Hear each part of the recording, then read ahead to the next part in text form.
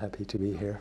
Um, I think fear is a very interesting topic, especially today, where we're facing all sorts of interesting challenges in the world.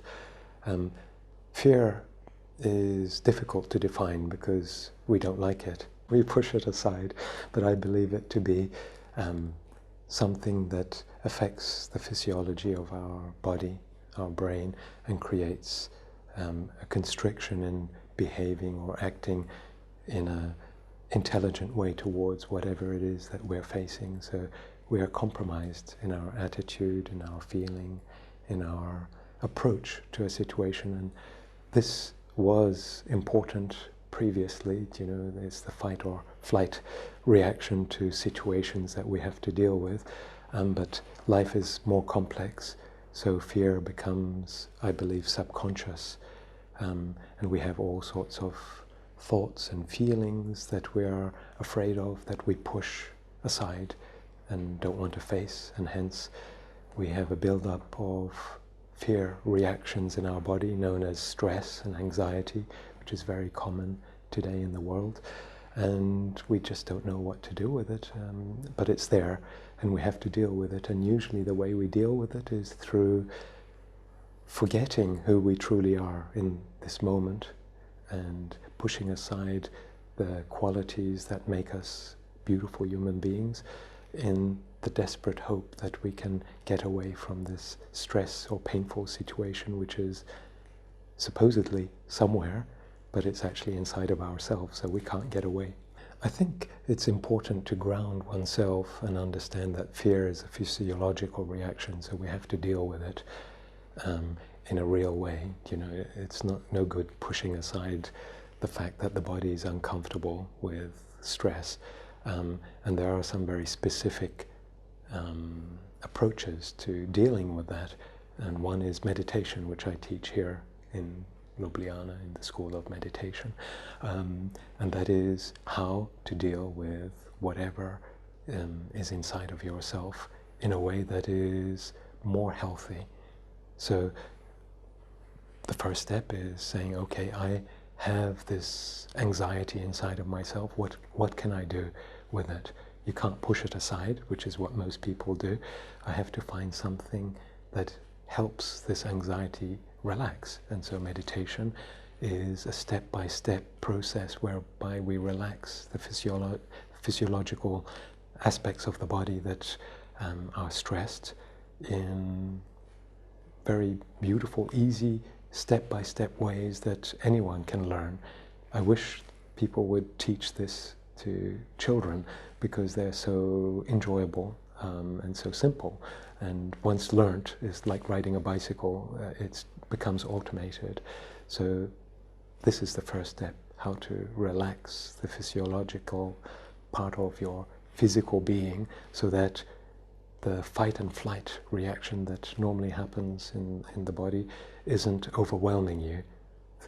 And once you do this, then you can connect more deeply to parts of yourself that are really being communicated and ways to approach such a physiological reaction that is positive. So yes, then we have something to learn from fear. We learn to empower ourselves and not to be enslaved by the reactions that are based usually on the outside that then create an internal reaction where we are empowered to see that we can change our reality no matter what is going on, even if the stress in the body is so bad that it makes us want to run away from ourselves or from whatever threat, the tiger, lion that is out there.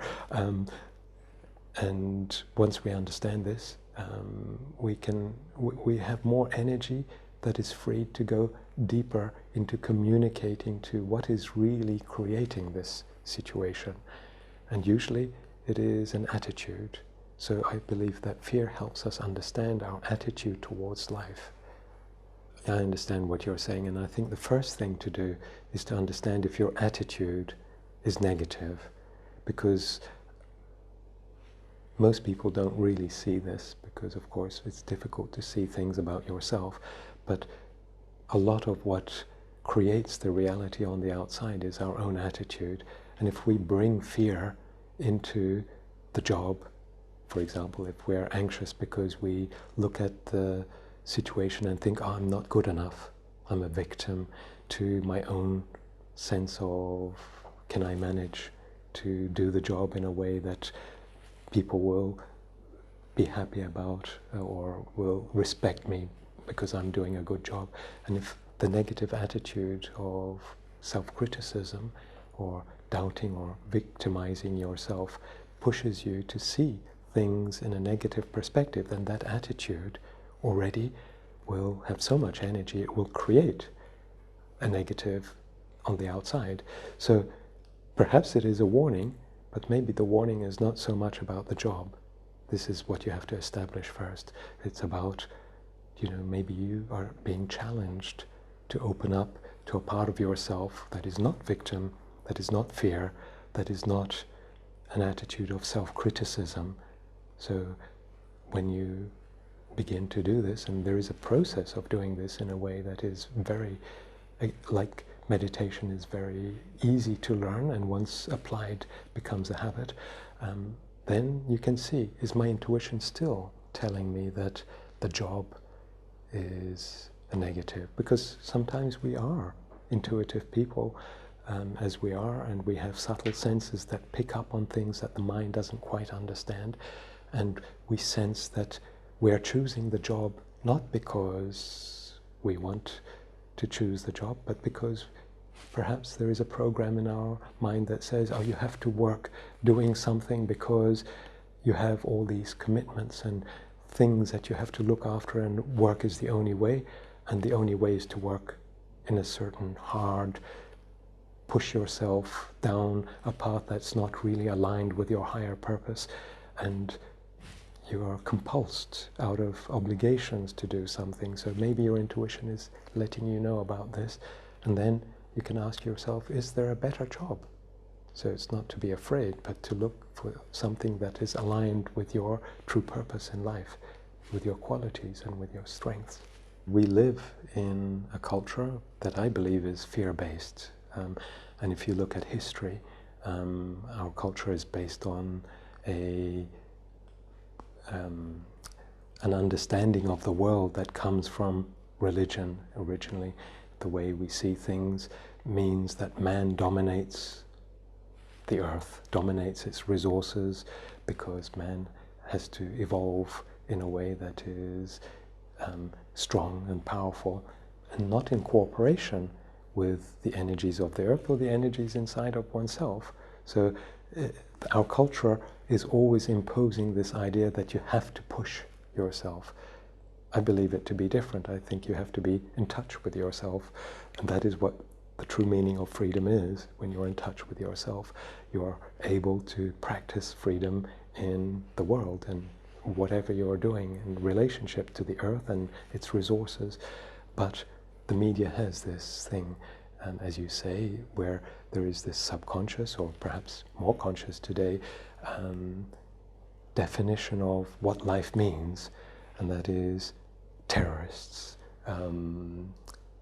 losing job, the economy getting worse, be afraid. There is a subconscious sort of attitude, be afraid, because we are living through famine, and so our fear-based reactions of survival, fight or flight, overwhelm our sort of conscious way of seeing what is really going on, and we get attracted to the negative simply because we are wondering how to resolve it. So we listen more to negative news, we listen to gossip around us, and we disempower our freedom, which is of course from inside, I believe.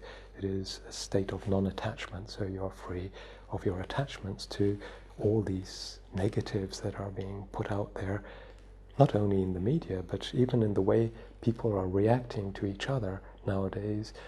There is fear. I don't want to lose my job, and then you're communicating this to your friend. Oh, what will happen if the economy is working in such a way where our company is not doing so well? And there's just a whole mass hysteria. But I believe we don't need to do anything. We need to let go of that physiological reaction that creates an attitude of negativity. So what to do, as you were saying, when all these outer states of mind and cultural belief systems are attacking us. I believe that we have to be free of them, and that is the freedom. And to be free of them, you have to understand where to go.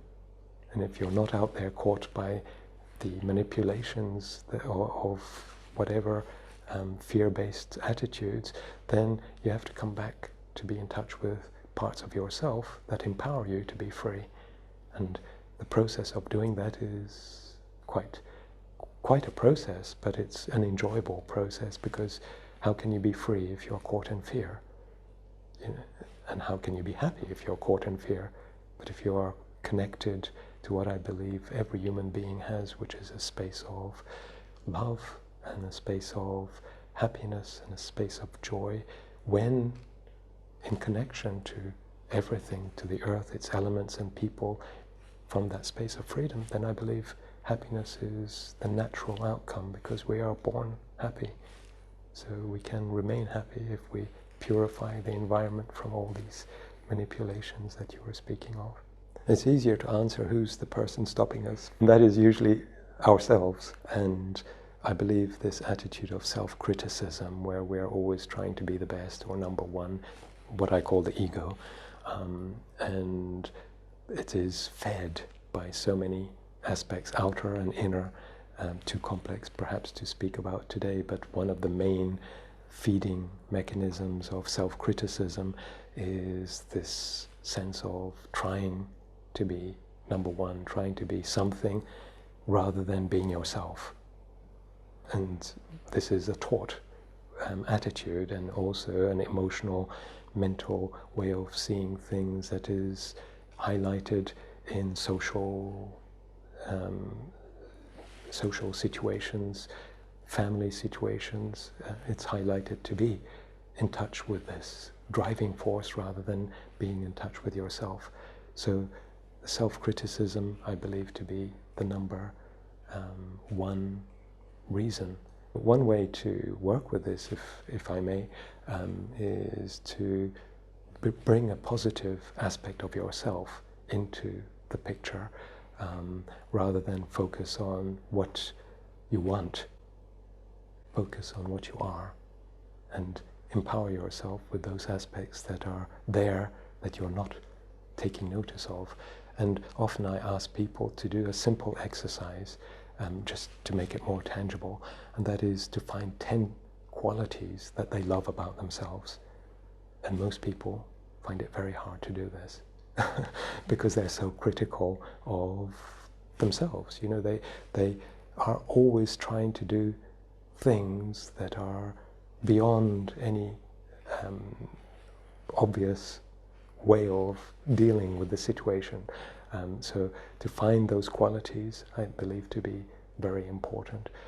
But people can't usually find that because, as you say, there are situations outside that are so critical and inside that are so critical that it impedes that freedom to find this more beautiful part of yourself and honor this beautiful part of yourself. I am creative. I am able to, I'm so good at business, or I'm so good at being a teacher, or I'm so good at this. You know, the criticism impedes that, and you're always looking outside for something better rather than honoring this part of yourself that is needing honoring to be free. So then I say, if you can't find 10 aspects of yourself that you love and that you want to explore more deeply by communicating this to people outside of yourself and people inside of yourself, your little inner child and your all those interesting aspects, then ask someone about your qualities and ask someone to find 10 qualities that they like about you. And that puts the whole perspective in a different setting. You can begin to see that freedom is about not looking for something, but honoring something that is inside of you. And this gives you a map of those qualities that you can appreciate. And if you look at those, then the fear is not so important, because you're looking at those qualities that are coming from inside the subconscious, then moves into alignment with those qualities rather than with this fight or flight physiological reaction. So you begin to feel happier, because we are always happy when we are connected to those beautiful aspects of ourselves. You know, when you are living your purpose in life, happiness comes naturally. There is no need to try to find it in work. And when you're happy doing what you're doing, then work and people around you tend to things tend to fall into place. You're creating a different reality than a negative attitude. Well, I believe children to be very important in society, and today they're neglected, but they're neglected because people are too busy. You know, so they're too busy trying to be something that they're not. And children learn best by being in front of someone who's doing what they truly are, and honoring who they truly are, rather than pretending. And teachers probably know this, and parents know this, but sometimes are too critical and too busy to apply this very simple knowledge of, you know, teach your child by teaching yourself first. And then your child will learn from the example that you are portraying very clearly to them, not just in words or as concepts, but in your action. You know, so if you don't have fear, then the child will understand, okay, I can approach the situation differently because my parent is showing me that there is a different way to approach situations. And children have fear. You know, fear is something that is within our evolution because it helped us to survive. So we have to learn positive ways of dealing with them. And if our parents and social culture approaches fear from a negative, that's what children learn. And so that information is transmitted subconsciously to children, because fear is subconscious. So without knowing it, parents, even though they wish to be positive and they wish to do what is better for the child, their real state of mind is being shown as what it is. You know, if you're afraid and anxious and staying up at night and worried about this or worried about that, your child will pick this up, even to the degree where your body is producing pheromones, because fear produces physiological reactions in the body. And we know, scientists know today, that there are pheromones that are being transmitted into the environment, and not only do you learn subconsciously, but you also smell fear. This is how native people and animals know when things are wrong, because they are being on a subconscious level. We don't even realize what's going on. We are understanding that a situation is dangerous. Now, if you say to a child, look, it's okay, don't worry, but at the same time you're exuding these pheromones of fear because you're stressed and full of anxiety, the child will get confused. Here is my parent telling me one thing, but my subconscious is telling me something else. And this is where we learn to dishonor ourselves, because we then get so caught in concepts and the idea of what we want to do, rather than being connected to what is really going on. And looking at that, as you say, looking at fear or whatever criticism we have of situations inside or outside as a challenge that we can transcend, and showing that to our children. Many people don't do this, and children are confused, and hence why we have rebellious teenagers and very unhappy children, to the degree where suicide today is very common in many Western cultures, where children just feel that there is nowhere to go, there is no meaning or purpose behind going to university and getting life organized in that way, where there's just fear. The whole basis of creating a life is based on, you know, you have to do this in case there is a threat out there. And there is no joy anymore, because there is no honoring in what you are. It's a chasing of an idea. So, yeah, I don't know if this answers your question, but at least highlights some aspects, you know, of teaching children through example rather than just words or concepts. I don't think either is right or wrong, but I do find that the idea of positive thinking to be limited. You know, it's not the whole story. For example, I know that some people tell me, you know, all you have to do is think your troubles away. For example, if you are afraid, you just say, there is nothing to be afraid of, or I'm not afraid. But it doesn't work, because we know that the mind, as soon as you say, I am not, already the subconscious aspect of the mind is attached to the I am not part and is seeing the whole process as negative. And so even though we're saying positive words, the subconscious fear is still there.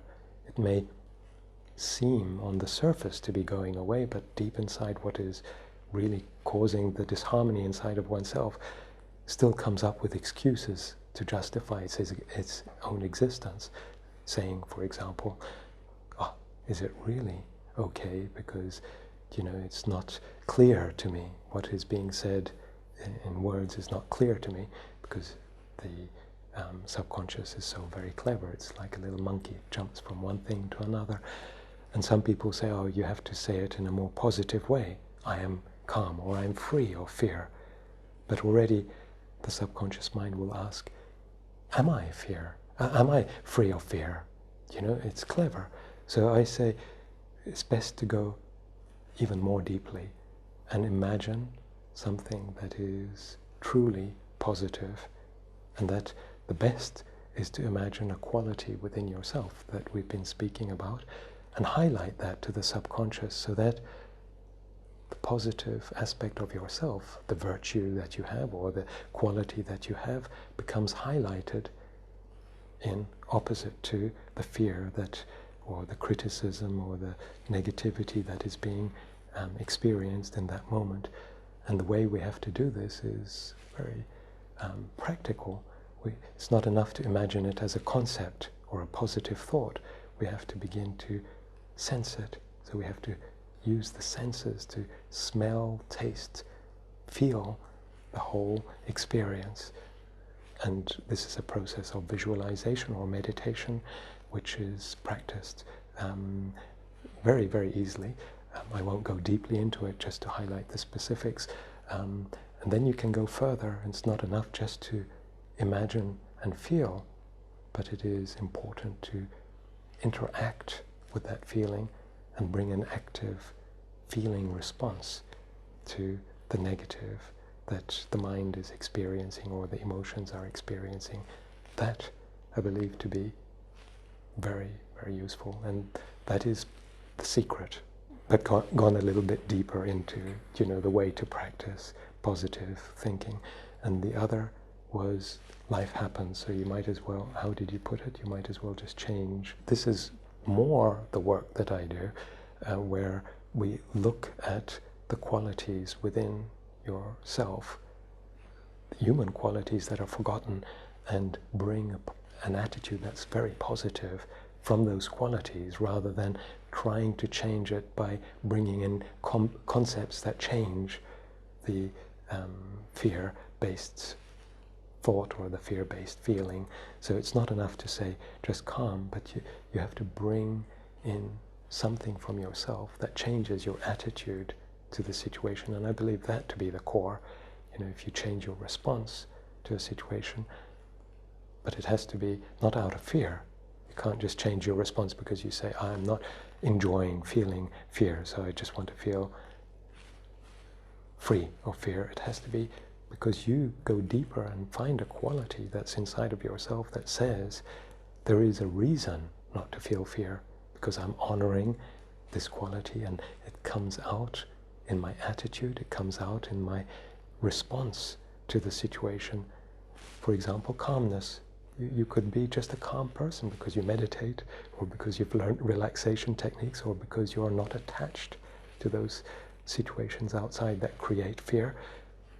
And that quality empowers you in many situations. So your attitude already changes those things that normal people would not even think about changing because they just react to them. But because you are calm, already your state of awareness is able to see that you have choices. You don't have to react to the situation. You can do many more things. But how can you have that choice if you're not calm? And hence why it is important to find those qualities that give meaning to life. And I believe that those qualities are universal, so it's not something that is just taught, but it's something that is highlighted through inner work and transforming old paradigms to new paradigms where you can live your life from a state of joy and happiness, which I believe you're born with.